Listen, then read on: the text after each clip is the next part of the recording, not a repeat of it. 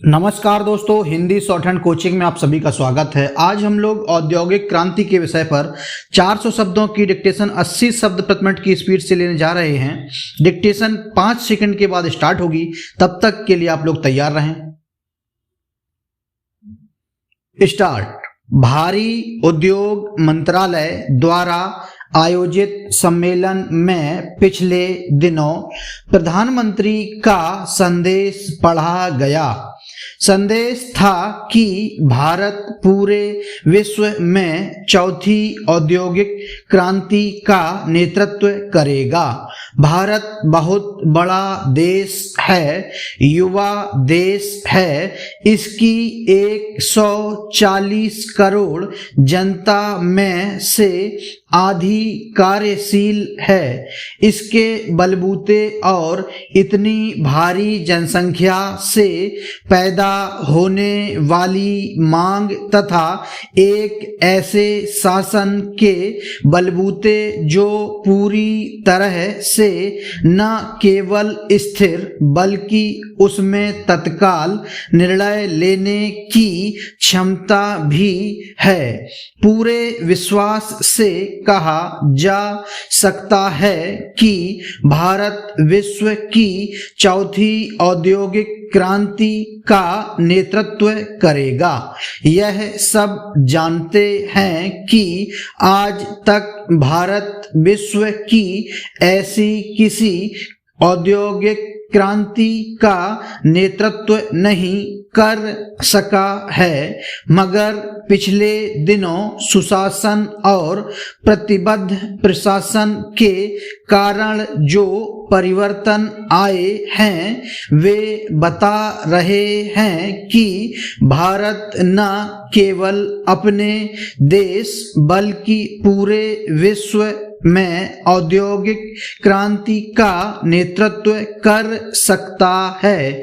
वैसे इस समय भारत में जो आर्थिक स्थिति है या अंतर्राष्ट्रीय मुद्रा कोष ने जैसा आने वाले आर्थिक दिनों का चित्रण किया है, उसमें एक नई औद्योगिक क्रांति की बात करना साहस की बात है। शायद यह बात इसलिए कही गई है क्योंकि पिछले दिनों भारत ने विकट आर्थिक परिस्थितियों में भी कई उपलब्धियां हासिल की हैं। सबसे बड़ी उपलब्धि तो यह है कि जब सारे देश एक निम्न विकास दर का सामना कर रहे हैं, महंगाई का कोई अंत नहीं है,